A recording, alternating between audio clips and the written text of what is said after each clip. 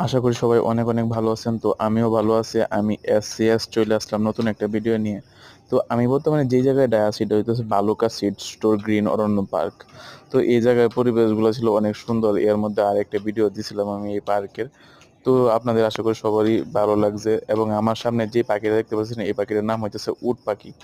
আশা করি আপনারা এই পাখিটাকে চিনেন, হয়তো বা কখনো দেখছেন বা কেউ দেখেন নাই।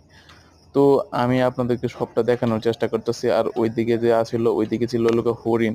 তো হরিণগুলো আমার এই কম দামি ফোনের মধ্যে দেখা যাইতেছিল না, তার জন্য আমি আপনাদেরকে দেখাইতে পারতেছি না। কিন্তু এই উট পাখিটা সবসময় আমার পাশে পাশে আসতেছিল এবং আমার অনেক ভালো লাগতেছিল।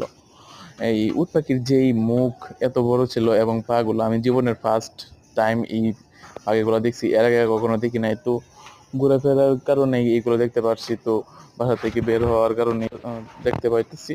তো এর অনেকগুলো বাচ্চাও আছে, তো ওইগুলোও আমি দেখাইতে চেষ্টা করতেছি আপনাদেরকে। তো মোটামুটি সবকিছু দিয়ে ভালোই লাগতেছিল। আবার এই যে বাচ্চাগুলো আর কি।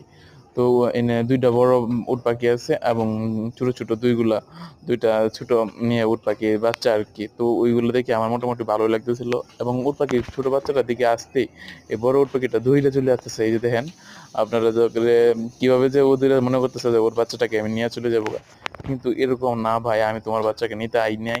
আমি শুধুমাত্র আমার ভিডিও করার জন্য এখানে আসছে। আমার আমার যেই পরিবার আছে ওই পরিবারের লোকজন দেখবে, তো তার জন্য ভিডিও করছি। আশা করি ভিডিওটা ভালো লাগলে সবাই লাইক কমেন্ট এবং একটু সাবস্ক্রাইব করে দেবেন আমার চ্যানেলটা। এটাই চাই।